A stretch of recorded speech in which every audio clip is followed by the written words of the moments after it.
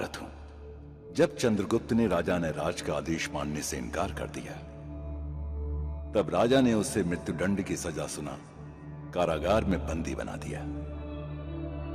उधर चाणक्य की योजना के अनुसार चित्ररूपा मगध के राजा धनानंद के समक्ष प्रस्तुत हुई और उसे मंत्रमुग्ध कर दिया।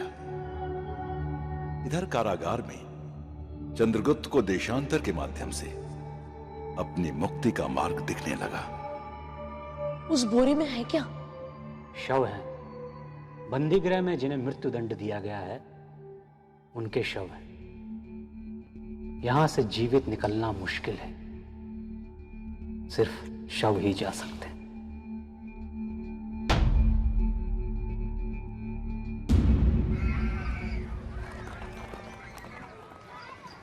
सूर्यास्त से पहले हमें गुरुकुल पहुंचना है। मुझे छोड़ दीजिए। मैंने कुछ नहीं किया, मैंने कुछ नहीं किया। शपथ ले लो। इसे घने जंगल में छोड़ देते हैं। हाँ हाँ, ऐसा ही करेंगे। क्या चल रहा है वहां?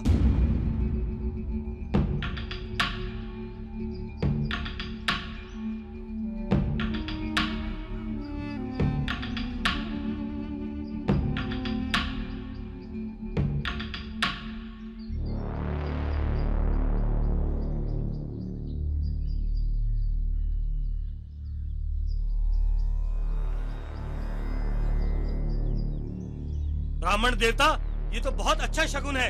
अब आप ही निर्णय कीजिए, क्या करें इस कन्या का। सबसे पहले ये बताओ कि हुआ क्या? मैं बताती हूँ आचार्य। मेरा सौतेला बाप मुझसे घर के सारे काम करवाता था और फिर मारता भी था। आज घर के सारे काम करवा के मुझ पे हाथ उठाने जा रहा था तो मैंने उसे काट लिया और वो मर गया। मैंने तो बचने के लिए जरा सा ही काटा था। यही तो हम कह रहे हैं, ये डाइन जरा सा भी काट ले तो आदमी मर जाता है। मुझे नहीं पता। क्योंकि तू डाइन है। देखिए आचार्य, ये है जंगल के सबसे विषैले फल। अगर कोई एक भी खा ले तो मुंह से झाग निकल आता है। और ये डायन इसे भरपेट खा लेती है। और आज तो इसने अपने बाप को भी खा लिया है ना ये डायन।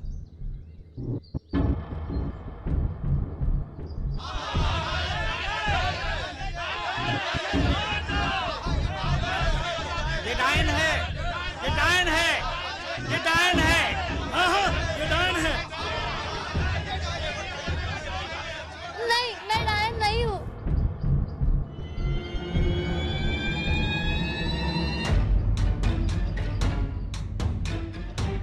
इसे घने जंगल में छोड़ देते हैं। और क्या, यहाँ ये हम सबको खा जाएगी। उचित कह रहे हैं आपसे। गांव में नहीं रह सकती।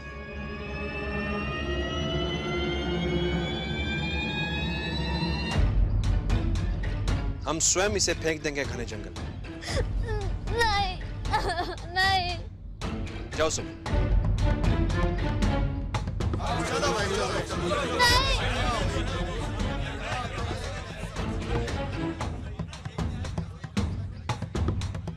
उठो।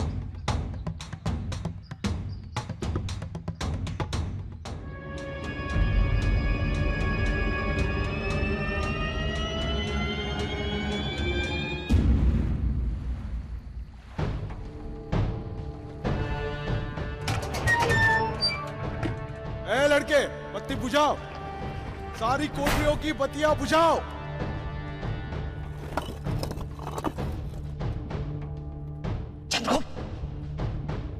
मुक्ति,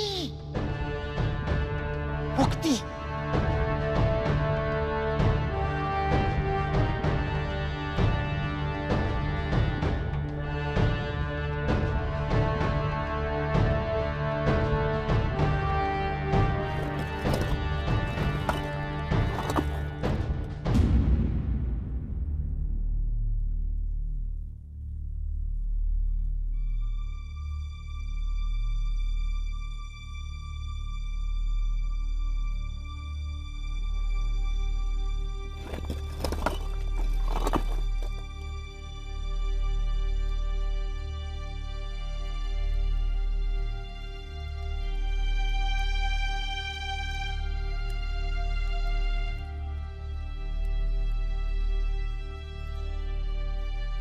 तो ये है शवग्रह। नहीं, ये मेरी काल कोठरी है। परंतु मैंने तो आपको शवग्रह ले चलने के लिए कहा था। हाँ, वहां भी ले जाऊंगा। पहले ये तो पता चले कि तुम शवगृह में क्यों जाना चाहते हो। आप ही ने तो बताया था कि यहाँ से मात्र शव ही बाहर निकल सकते हैं। हाँ, तो हम भी शव बनने जा रहे हैं। पिछले 12 वर्षों से मैं यहाँ पर हूँ और 6 वर्षों से यहाँ से निकलने का प्रयास कर रहा हूँ, लेकिन आज तक मरने जैसा विचार अपने मन में नहीं आने दिया मैंने। मैं सचमुच मरने की बात नहीं कर रहा हूँ। मैं तो मात्र शवगृह जाकर उन शवों वाली बोरियों में शव बनकर पहुंचना चाहता हूँ, और वे उन बोरों को इस टापू के बाहर ही फेंकते होंगे, क्योंकि यहां से मुर्दों की दुर्गंध तो नहीं आ रही। तो फिर शव बनने का ढोंग करके एक बार यहां से बोरी में बाहर तो निकले। ये तो बड़ा सरल है। ये विचार मेरे मन में क्यों नहीं आया? परंतु आपको अपना वचन याद है ना, यहां से निकलकर आप मुझे उस कवच का सही मार्ग बताएंगे। हाँ हाँ, बताऊंगा। पहले यहाँ से बाहर तो निकले। परंतु हम जाएंगे कैसे? देखो, इस गुफा से हमें पहला दायना लेना है, लेकिन गलत दिशा में मत मुड़ जाना, वरना वापस यहीं पहुंच जाएंगे।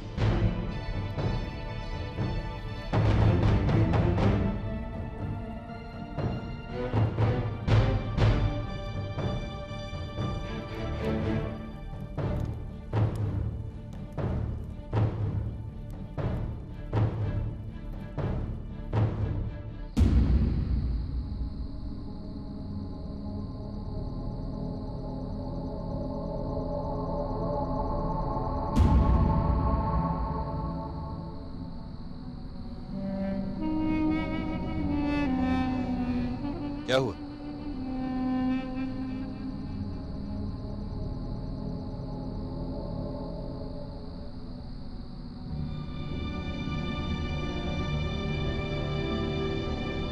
नाम क्या है तुम्हारा?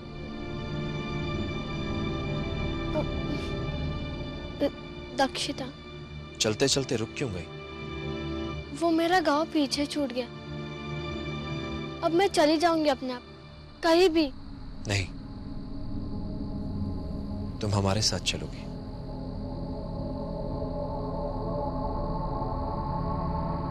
आप भी मुझे डायन समझते हैं ना आचार्य?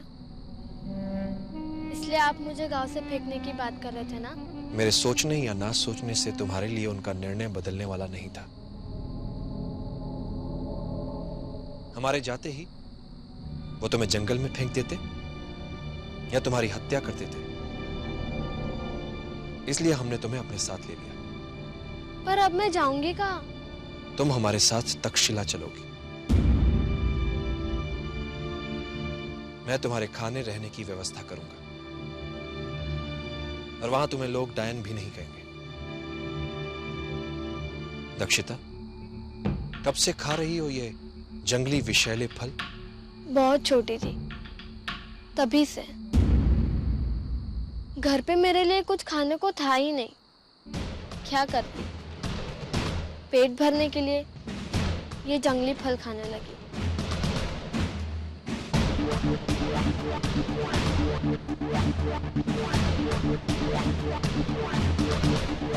तुम यहाँ कुछ देर विश्राम कर लो। शीघ्र हम अपनी यात्रा पुनः आरंभ करेंगे। जी।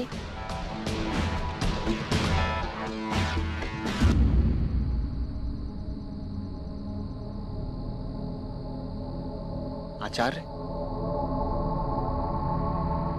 ये ब्रह्मांड के चलन को देख कभी कभी चमत्कृत हो जाता हूं मैं। आज ही हम गुप्तचरों और चंद्रगुप्त की रक्षा की बात कर रहे थे, और आज ही हम दक्षिता के साथ चल रहे हैं। एक गंवार साधारण लड़की आखिर चंद्रगुप्त के लिए कैसे उपयोगी हो सकती है? उसी रूप में जिस रूप में चंद्रगुप्त राष्ट्र का इतिहास बदलने में उपयोगी हो सकता है।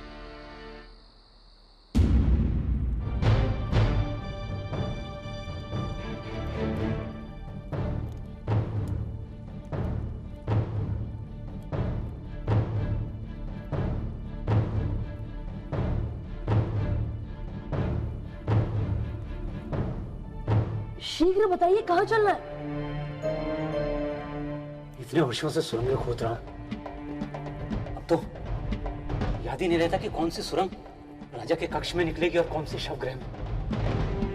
मुझे सोचने दो।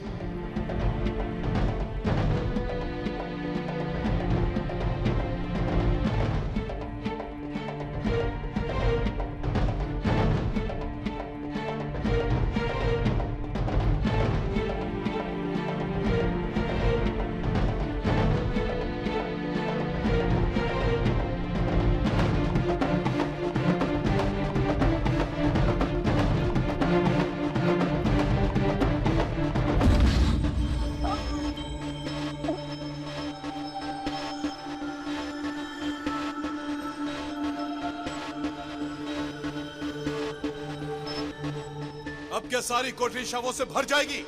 नहीं श्रीमान, मैं अभी ले जाता हूँ इन सभी शवों को।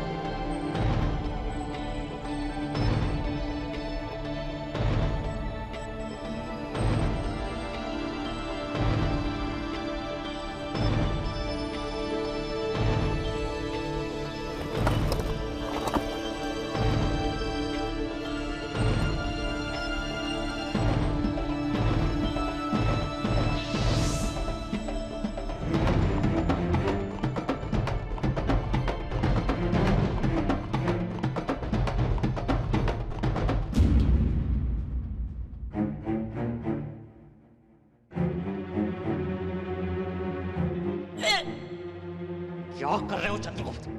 शीघ्रता करो।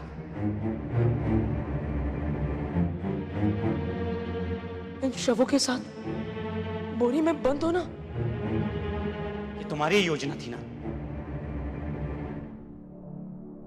हाँ, योजना तो मेरी ही थी, परंतु आज इन शवों को अपने निकट देख रहा हूं तो मुझे मितली सी आ रही है। मुझे हर मूल्य पर यहां से मुक्त होना है, इसलिए मुझे इन शवों से कुछ अंतर नहीं पड़ता। अब तुम देख लो तुम्हारे लिए वीर यात्रा कितनी महत्वपूर्ण है। तो समय की ये मांग है, तुम अपनी आयु को सफलता की सीढ़ी बना रुकावट नहीं। उस कवच को भी प्रतीक्षा है एक सर्वश्रेष्ठ योद्धा की। तुम वीर यात्रा पर जाओ और उस अनमोल कवच को प्राप्त करो।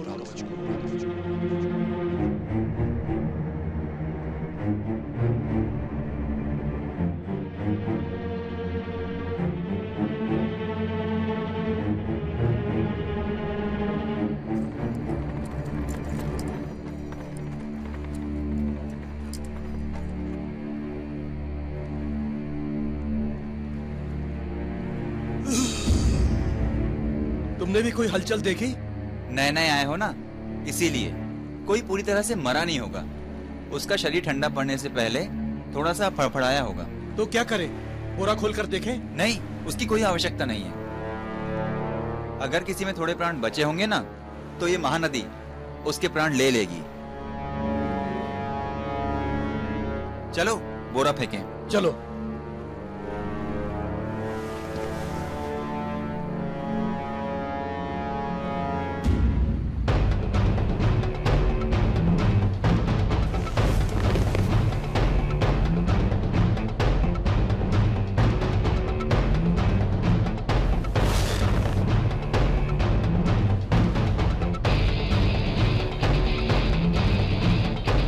चलो चलो।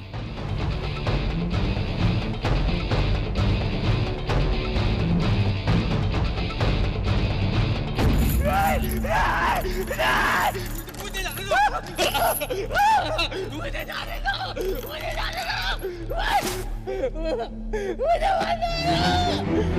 जाने दो, मुझे जाने दो, मुझे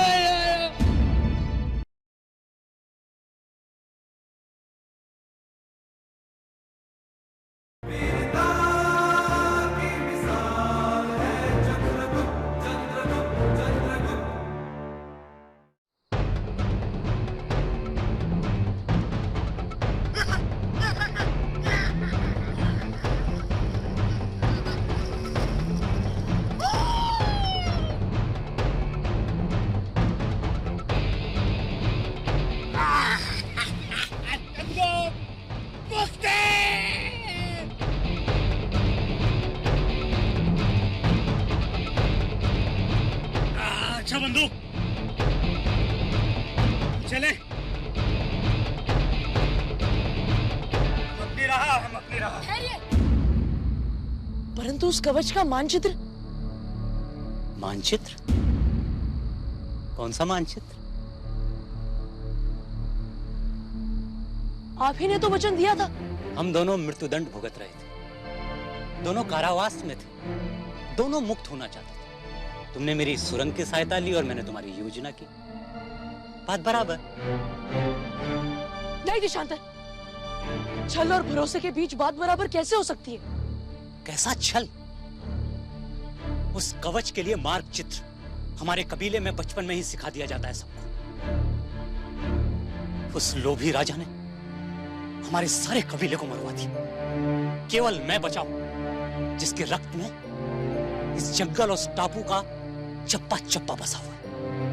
जब 12 वर्ष कैद में रहने के बाद मैंने उस राजा को नहीं बताया, तो तुम्हें कैसे बता दूं चंद्रगुप्त?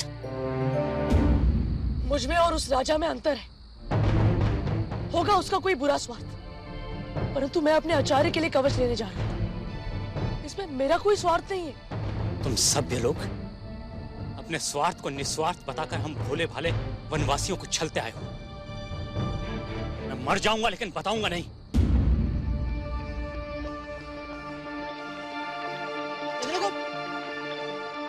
अरे ठहरिए, ठहरिए मत आओ, ये मेरे ही दल के लोग हैं। अरे तुम लोग, अच्छा हुआ तुम लोग तुरंत ही मिल गए। तुम बचे कैसे? राजा ने तो तुम्हें मृत्यु सब मैं बताऊंगा, परंतु विस्तार से। पहले तुम लोग इनसे मिलो। यह देशांतर, इन्हें यहाँ का चप्पा चप्पा पता है। ये उस कवच का मार्ग भी जानते हैं। परंतु मुझे वचन देकर ये आप मुझे बिना बताए उस जंगलों में भागे। मैं नहीं बताऊंगा, मैं नहीं बताऊंगा। कहाँ भाग रहे? पकड़ो उसे। हाँ, इसकी सहायता के बिना हम कभी इस जंगल से बाहर नहीं निकल पाएंगे। पकड़ो इसे।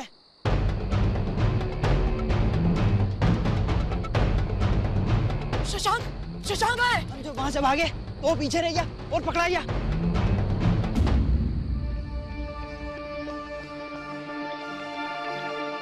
परंतु शशांक पकड़ा गया।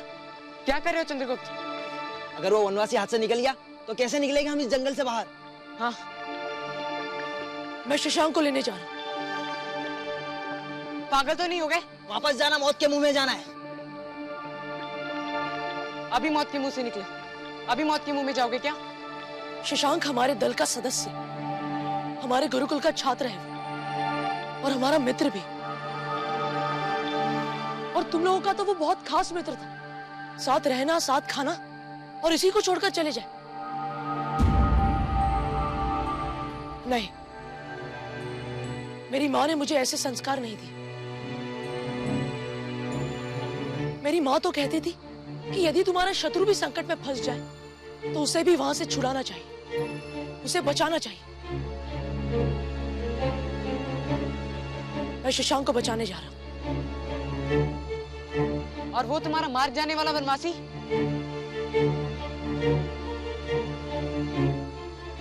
आचार्य सही कहते थे, दल की एकजुटता ही लक्ष्य तक पहुंचा सकती है। और हमारा दल भी बिखर रहा है, परंतु मैं नेता हूं इस दल का, और मेरे दल का एक सदस्य पकड़ा गया है। फिर उसे लिए बिना मैं कैसे एक भी कदम आगे बढ़ा सकता हूं? और तुम चंद्रगुप्त? नहीं आदित्य, शशांक के बिना नहीं।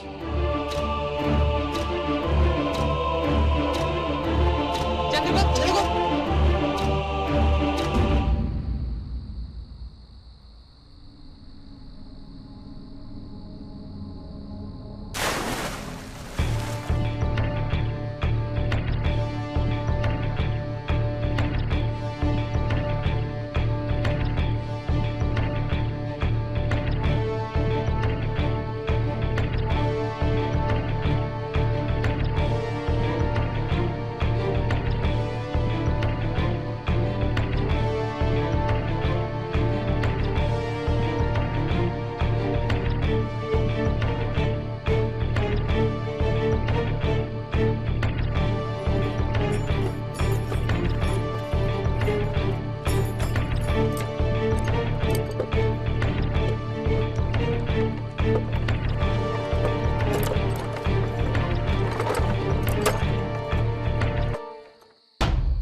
द्वार खोलो।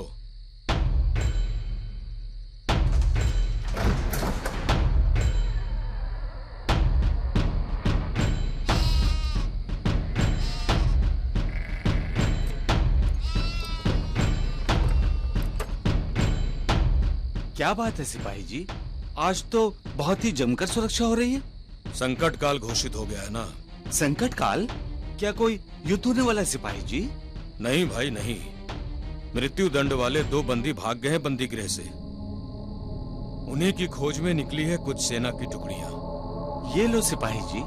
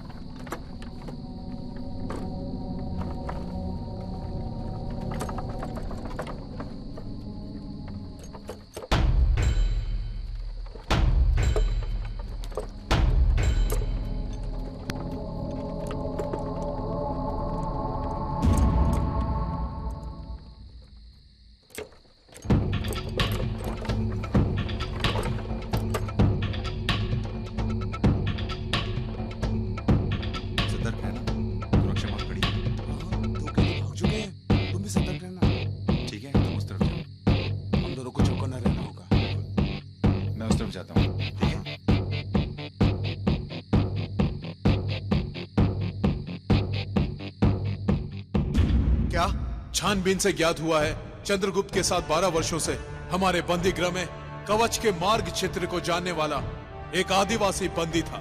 वो भी भाग गया है महाराज। कैसे? उसी आदिवासी बंदी ने कारागृह में एक सुरंग बनाई और उसी सुरंग से वो दोनों भाग गए महाराज। और इस लड़के का वो साथी जिसे भागते समय हमारे सैनिकों ने पकड़ा था, वो कहाँ है?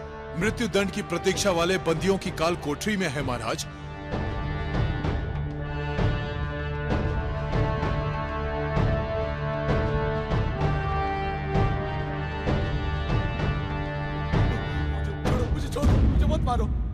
मुझे मत मारो, मुझे मत मारो, मुझे छोड़ दो, मुझे मत मारो, मुझे मत मारो, मुझे मत मारो, मुझे मत मारो, छोड़ो, छोड़ो, मुझे मत मारो, मुझे मत मारो, छोड़ो मुझे, छोड़ो मुझे, मत मारो, छोड़ दो मुझे, छोड़ दो मुझे, मत मारो।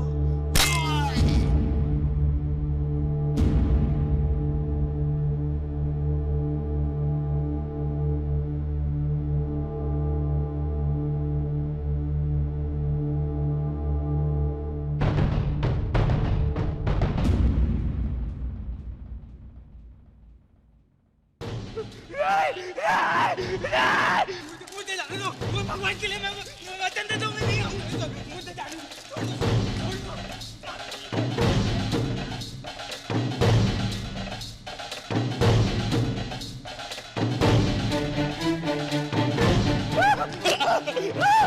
मुझे जाने दो, मुझे जाने दो। बस के पकड़ और मुंह बंद कर इसका।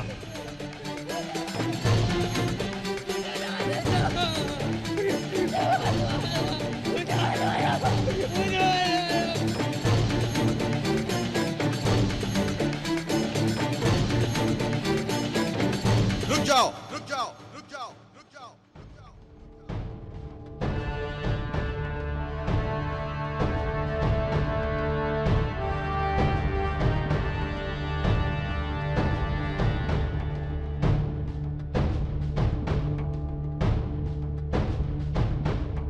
इसे हमारे कूट कक्ष में बंद कर दो। इसके साथी चंद्रगुप्त को पकड़ने में यह बड़ा काम आएगा। बहुत शालीनता दिखा ली हमने, अब तो इन गुरुकुल वालों को उचित पाठ पढ़ा कर रहूंगा मैं। महाराज, आपको लगता है वो चंद्रगुप्त इसे छुड़ाने यहाँ वापस आकर अपने प्राणों को संकट में डालेगा। मैंने चंद्रगुप्त की आंखें पढ़ी थी। जिसने इन्हें यहां से भगाते समय अपनी जान की परवाह नहीं की, वो चाहे कुछ भी हो जाए, इसे बचाने यहां अवश्य आएगा। सैनिकों, पट्टी खोल दो इसकी।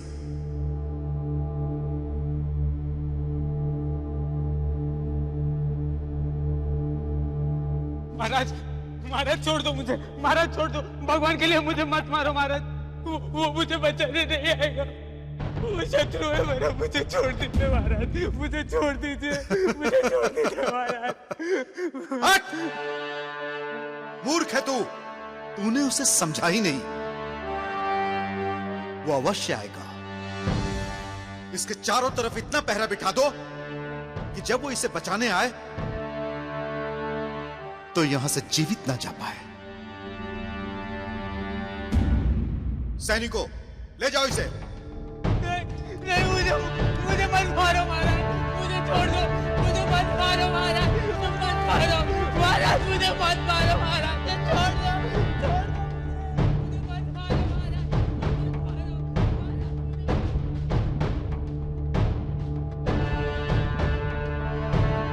इसे हमारे कूप कक्ष में बंद कर दो। इसके साथ ही चंद्रगुप्त को पकड़ने में यह बड़ा काम है।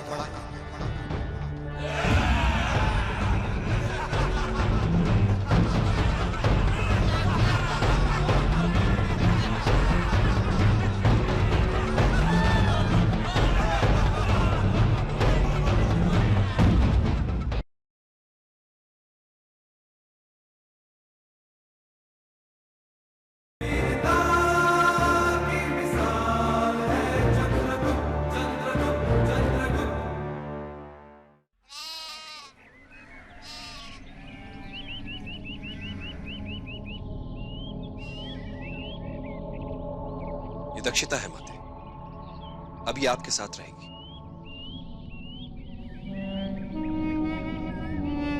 आओ।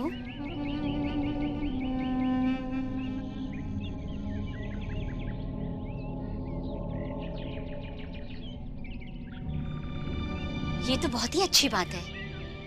मुझे बुढ़ापे की लाठी मिल जाएगी और मेरा सारा सूनापन मिट जाएगा। आप इसकी चिंता छोड़ दीजिए। ये मेरे साथ आनंद से रह सकती है। आभारी हुआ माते।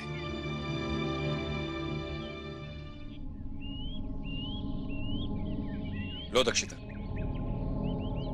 जंगली विषैले फल।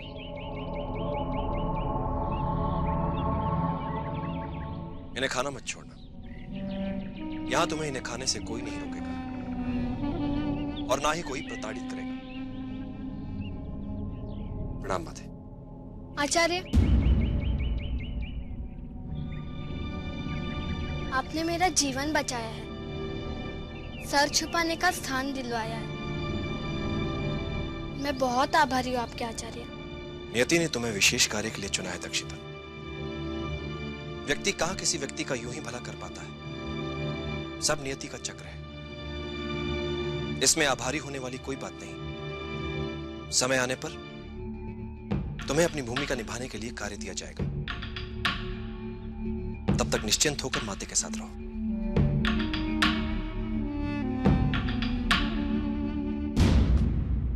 प्रणाम माते। प्रणाम आचार्य। आचार्य,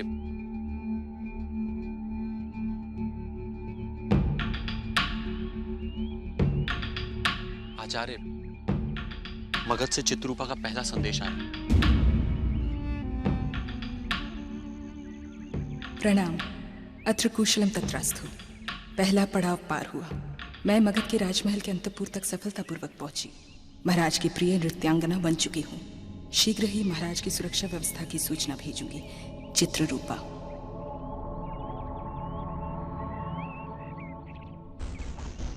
चंद्रगुप्त को मगध के राज सिंहासन पर बैठाने के लक्ष्य वाली हमारी कर्म यात्रा आरंभ हो चुकी है। अब से छोटी त्रुटि भी अक्षम्य अपराध। ठीक? जी आचार्य।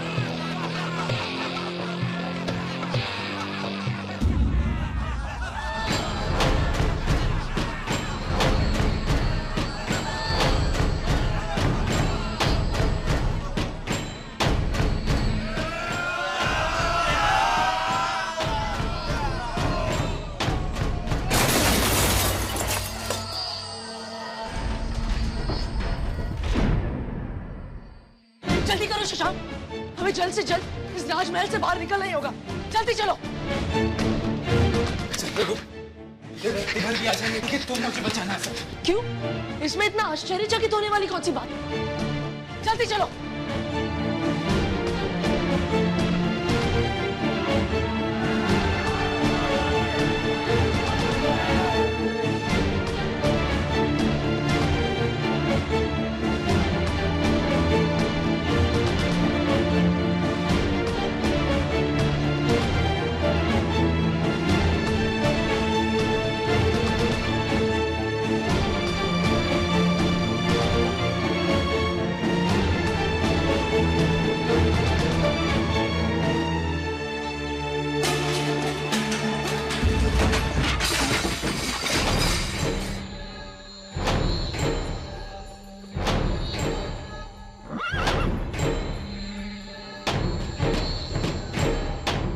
हाँ कुमार, मैं मारूंगा उसे, मुझे भी किसी को मारे बहुत। क्या नाम बताया था? चंद्रगुप्त। उसके साथ हमारे कुछ मित्र भी होंगे। वे सब चंद्रगुप्त को समाप्त करने में तुम्हारी सहायता करेंगे।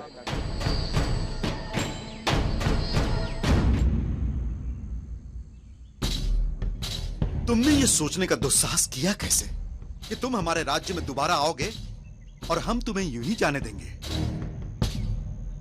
अब तुम हमारे हाथ से बचकर नहीं जा सकते।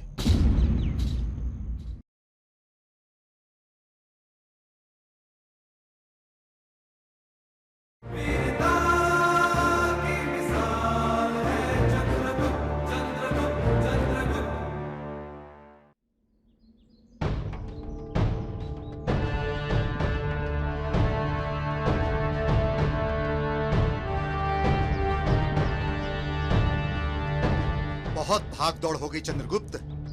तुमने ये सोचने का दुस्साहस किया ही कैसे कि तुम हमारे राज्य में दोबारा आओगे और हम तुम्हें यूं ही जाने देंगे?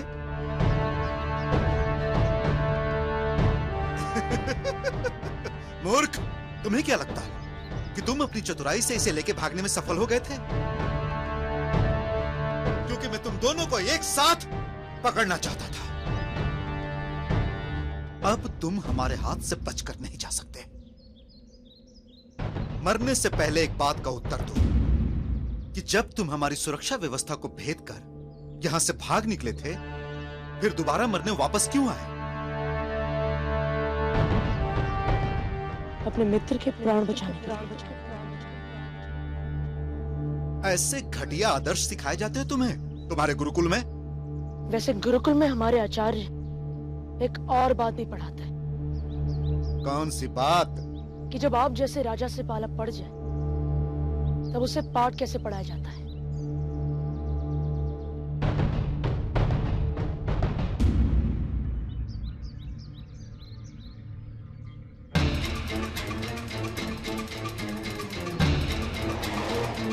शशांक, आज वो क्षण आ गया जब यदि अलग अलग रहे तो मृत्यु, परंतु यदि साथ साथ रहे तो जीवन की संभावना हो सकती है। बंधु, तुमने मेरे लिए इतना कुछ किया, अब मरने की बात नहीं, मात्र जीवन की बात। सैनिकों, पकड़ लो इसे।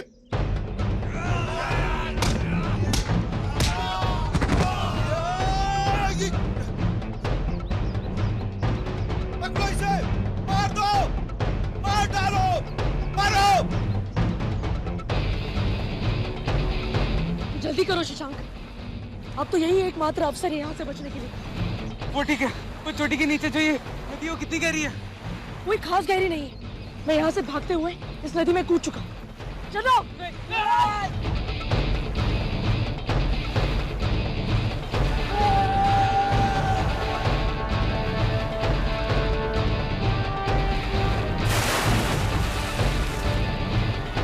मार दो उन्हें, मारो।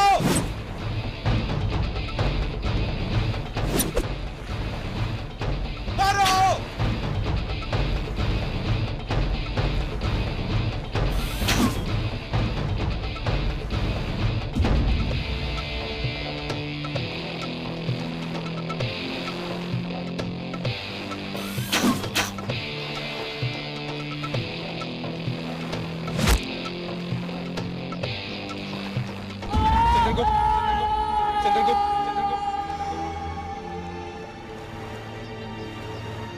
नीति शास्त्र का एक महत्वपूर्ण नियम, बुद्धिमान जो करता है उसे कहता नहीं।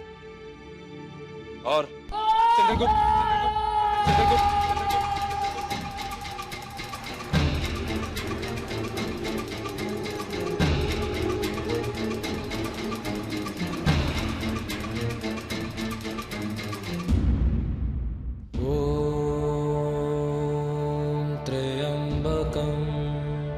यजामहे सुगंधिं पुष्टिवर्धनम् उर्वारुक्मिव वन्दना